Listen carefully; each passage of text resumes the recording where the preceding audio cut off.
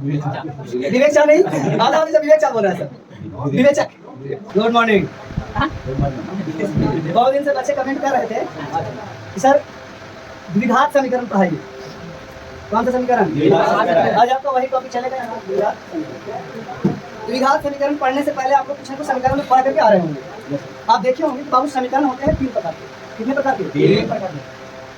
बाबू समीकरण कितने प्रकार के? 3 प्रकार के। एक होता है बाबू रैखिक समीकरण। क्या होता है? रैखिक समीकरण। रैखिक समीकरण। दूसरा होता है आपका द्विघात समीकरण। क्या होता है बाबू? द्विघात समीकरण। द्विघात समीकरण। एक और समीकरण होता है, वो होता है बाबू त्रिघात समीकरण। क्या होता है? समीकरण कितने प्रकार के? पहला, दूसरा, तीसरा। रैखिक समीकरण में आप लोग पढ़े होंगे कि रैखिक समीकरण होता है बाबू 3 कितने प्रकार के? 3 प्रकार के। रैखिक समीकरण कितने प्रकार के? 3 प्रकार के। पहला होता है बाबू 1 चर वाला। 1 चर वाला। यहाँ तक कोई दिक्कत नहीं सर। दूसरा पढ़े होंगे 2 चर वाला। क्या पढ़े होंगे? 2 चर वाला। तीसरा क्या पढ़े भैया? 3 चर वाला रैखिक समीकरण। 3 चर वाला रैखिक समीकरण। 3 चर जिसमें एक तरह का चर हो, जिसमें 2 तरह का चर हो, जिसमें 3 तरह का चर हो। बाबू जिसका अधिकतम घात 1 हो उसको रैखिक समीकरण बोलते हैं। जिसका अधिकतम घात 1 हो, जिसका अधिकतम घात 2 हो द्विघात समीकरण, जिसका अधिकतम घात 3 हो। यहाँ तक किसको दिक्कत नहीं? हम लोग को मेन रूप से यहाँ पर पढ़ना है, मेन रूप से पढ़ना है बाबू द्विघात समीकरण। क्या पढ़ना है? हमारा यहाँ टॉपिक है द्विघात समीकरण। क्या देखना बाबू? द्विघात समीकरण। आइए हम लोग देखते हैं कि द्विघात समीकरण, द्विघात समीकरण वैसा समीकरण जिसका अधिकतम घात 2 हो। जिसका अधिकतम घात 2 हो उसको क्या बोलेंगे? जिसका अधिकतम घात 2 हो। जिसका अधिकतम घात ना बाबू उसे क्या कहा जाएगा? क्या कहा जाएगा? द्विघात समीकरण। बाबू एक वर्ड है यहाँ द्विघात समीकरण का व्यापक रूप। द्विघात समीकरण का व्यापक व्यापक रूप का मतलब होता है कि वो कैसा दिखता है। वो कैसा दिखता है? जैसे आदमी का व्यापक रूप मतलब आदमी कैसा दिखता है, लड़का का व्यापक रूप लड़का कैसा दिखता है। Just like model, just like model मतलब द्विघात समीकरण का क्या मॉडल, क्या कितना है पर मॉडल। द्विघात समीकरण कैसा दिखता है, कैसा होता है? ax square plus bx plus c is equal to. अब आधा आदमी बोलेगा ये तो द्विघात बहुपद का था। ये किसका था? अच्छा द्विघात बहुपद से क्या बना? समीकरण। बस बराबर दी देखो ध्यान से, कोई दिक्कत? यहाँ बाबू जहाँ a नॉट इक्वल टू 0 होना चाहिए। a नॉट इक्वल टू 0 क्योंकि अगर a का वैल्यू 0 हो जाएगा तो ये तो खत्म हो जाएगा और जिसका पावर 2 है वही खत्म हो गया। तो द्विघात बचा क्या? द्विघात बचा क्या? तथा a b एवं c कोई वास्तविक संख्या। क्या है बाबू? वास्तविक संख्या। यहाँ तक कोई दिक्कत? यह है द्विघात समीकरण का व्यापक। अगर बाबू हम लोग द्विघात समीकरण व्यापक रूप ax square plus bx plus c बराबर 0 इसकी बात करें तो यहाँ ये क्या है बाबू? इसको बोलते हैं x स्क्वायर का गुणांक। एक होता है बाबू b क्या है? x का गुणांक यानी x के साथ गुणा में। c क्या है बच्चा? ये है आपका अचर। ये क्या है? यहाँ तक किसी को दिक्कत नहीं सर। यहाँ तक किसी को दिक्कत नहीं सर। किसी को दिक्कत नहीं सर। अगर हम एग्जांपल की बात करें बाबू, कुछ एग्जांपल ले लें। जैसे 3x square plus 10x plus 8 is equal to 0। अगर यहाँ से पूछा जाए कि a का वैल्यू बताइए, a का वैल्यू 3, b का वैल्यू 10, c का वैल्यू 8। यहाँ तक किसी को दिक्कत नहीं सर। a b c चुनने आ जाएगा क्या? चुनने आ जाएगा। अब देखो दिमाग लगाना बाबू, लिखा हुआ है 6x square minus 7 is equal to 0। 6x square minus 7 is equal to 0। सवाल है क्या? सवाल करना है सर? कौन बोलिए? ठीक बाबू इसमें a का वैल्यू बताना जरा। a का वैल्यू 6, b का वैल्यू 0, c का वैल्यू ये 0 क्यों मालूम चला? क्योंकि x वाला नहीं है, x वाला नहीं है इसलिए b का वैल्यू कितना हुआ? 0 कट जाएगा। नंबर 3 बाबू 3x square minus 25 is equal to 25 x का दीजिए इज इक्वल टू 0। यहाँ से a का वैल्यू 1, b का वैल्यू 6, c का वैल्यू 0। यहाँ तक इसको दिक्कत है क्या? सवाल है कि आखिर हम a b c चुने ही क्यों? इसको से कर क्या सकते हैं भैया? चुन करके कर ध्यान दे सर। हाँ जैसे में b का मान एक बार नहीं लिखें, दूसरे में 0 लिखते हैं, a के मान क्यों नहीं लिख सकते? ए के मान 0 आप रख ही नहीं सकते, यही कहा दिया गया। देखिए a बराबर 0, अगर a 0 रखेंगे, सपोज दैट कि 0 × x² प्लस 6x, ऐसा मान के चलते हैं, सपोज दैट। अगर ऐसा होगा नहीं मान सकते, अगर 0 से गुना होगा x² में, तो ये टर्म बचेगा क्या? नहीं सर। ये पद बचेगा क्या? नहीं सर। यानी x² वाला बचेगा क्या? जब x के पावर 2 बचवे नहीं करेगा, तो क्या ये द्विघात कहलाएगा? क्या ये द्विघात कहलाएगा? जब द्विघात कहलाएगा नहीं करेगा, तो फिर हम द्विघात काहे पढ़ा रहे हैं? बुझाया? बुझाया? सवाल है कि हम ये क्यों पढ़े? कभी कभी इसने वर्ड पूछता है बाबू, विवेचक।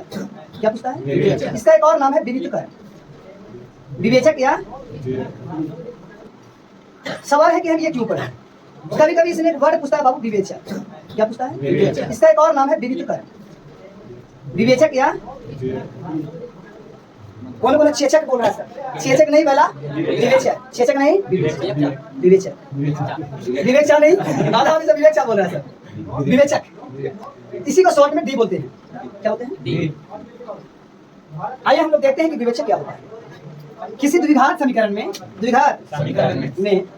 b² माइनस 4ac के मान विवेचक है। क्या बोलते हैं बाबू? विवेचक। बस तो समझ आएगा ना आपको? b² माइनस 4ac का मान क्या बोलेंगे? इसका मतलब d का जो फॉर्मूला होगा, ऐसा कह सकते हैं d बराबर b² माइनस 4ac। यस और नॉट? Yes sir. यस और नॉट? Yes sir. याद रखना बाबू। मान लेते हैं कि इक्वेशन लिखा हुआ है 3x² प्लस 10x प्लस 8 और इसका निकालना है विवेचक का। विवेचक क्या निकालना बाबू? विवेचक निकालना जरा।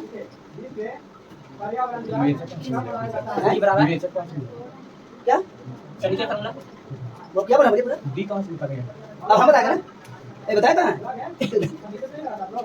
विवेचक को डी से सूचित किया गया। डी इसमें है नहीं, डी ये लेकर बच्चा पूछ रहा बाबू कि सर ये डी कहाँ से लाएंगे? डी जब डी नहीं देंगे तो निकालेंगे क्या? जब सबको हम डिजिट बैठा देंगे, सबको अंके बैठा देंगे बाबू, तो वैल्यू से निकालेंगे। बुझा रही है? तो डी ये डी जो है बाबू, ये इस इक्वेशन का पार्ट नहीं होता है। डी विवेचक को डिनोट किया गया। विवेचक को डिनोट करने के लिए डी लाया गया। क्या लाया गया? यानी विवेचक को सूचित किया जाता है डी से। आप लोग पढ़े होंगे, त्रिज्या को सूचित करते हैं आप से, त्रिज्या को, व्यास को डी से, व्यास को उसी तरीके से विवेचक को डी से सूचित करते हैं। विवेचक को दिक्कत बाबू। यहाँ अगर हम हल करेंगे तो लिखेंगे दिया है कि दिया क्या दिया हुआ? दिया 3x² प्लस 10x प्लस 8 बाबू। यहाँ ए का वैल्यू बताना, इस समीकरण से ए का वैल्यू बताओ, बी का वैल्यू, सी का वैल्यू हो जाएगा। हमें निकालना है डी। क्या निकालना बाबू? लिख देंगे तो डी बराबर फॉर्मूला होता है b² माइनस 4ac। डी का डी रहने दीजिए। बी का वैल्यू बताओ 10 का स्क्वायर माइनस 4 गुने ए का वैल्यू, सी का वैल्यू, और 10 का स्क्वायर करेंगे तो माइनस 96। कितना जाएगा? 96। 100 में से बाबू 96 कितना बचेगा? कितना बचेगा? 4। किसी को दिक्कत इसमें? नहीं सर। यानी इस समीकरण का विवेचक कितना आया? इस समीकरण का डी कितना आया? यहाँ तक किसी को दिक्कत? डी बराबर ये 10 का स्क्वायर। कोई एक और इक्वेशन देखिए। हम मान के चलते हैं कि आप लोग समझ में नहीं आया। एक और कर लीजिए। मान के चलते हैं कि एक समीकरण दिया हुआ है -2x² प्लस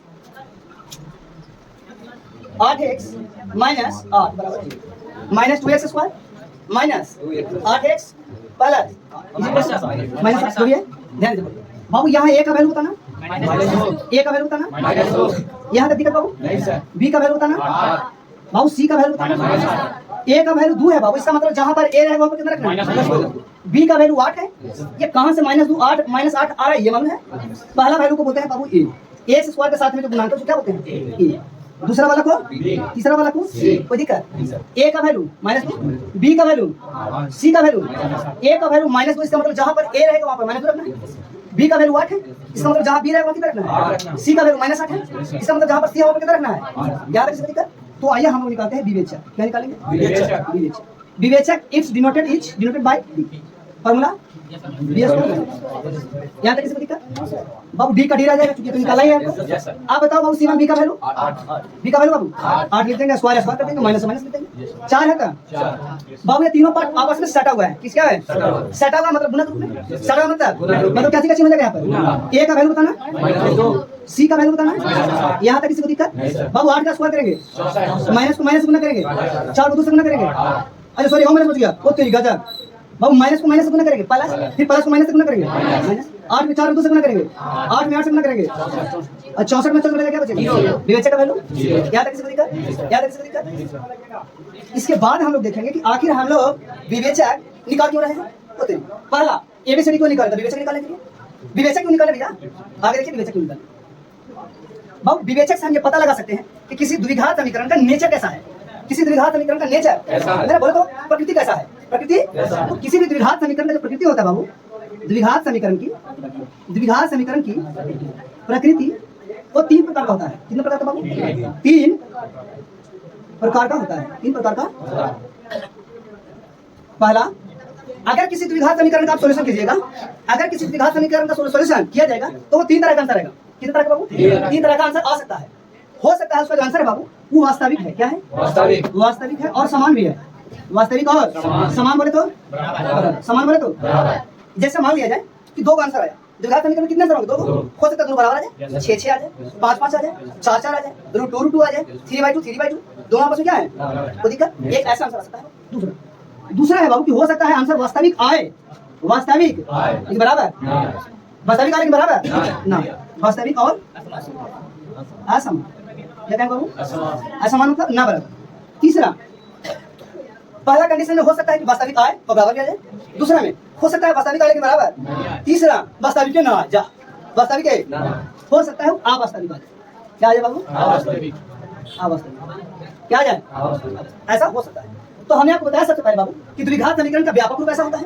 इसमें से हम लोग एबीसी निकाल सकते हैं। क्या निकाल सकते हैं? अच्छा, एबीसी कहाँ निकालेंगे? विवेचक निकालने के लिए। क्या निकालने के लिए? अब सवाल विवेचक कहाँ निकालेंगे? तो बाबू नेचर पता करने के लिए किसी द्विघात समीकरण को बिना हल किए, बिना सॉल्यूशन के ये बताया जा सकता है कि उस द्विघात समीकरण का जो सॉल्यूशन होगा, जो हल होगा बाबू, वो कैसा होगा? वास्तविक होगा कि अवास्तविक होगा? अगर वास्तविक भी होगा तो बराबर होगा कि ना बराबर होगा? ये सारे कंडीशन केवल और केवल विवेचक से बताया जा सकता है। ठीक है जी।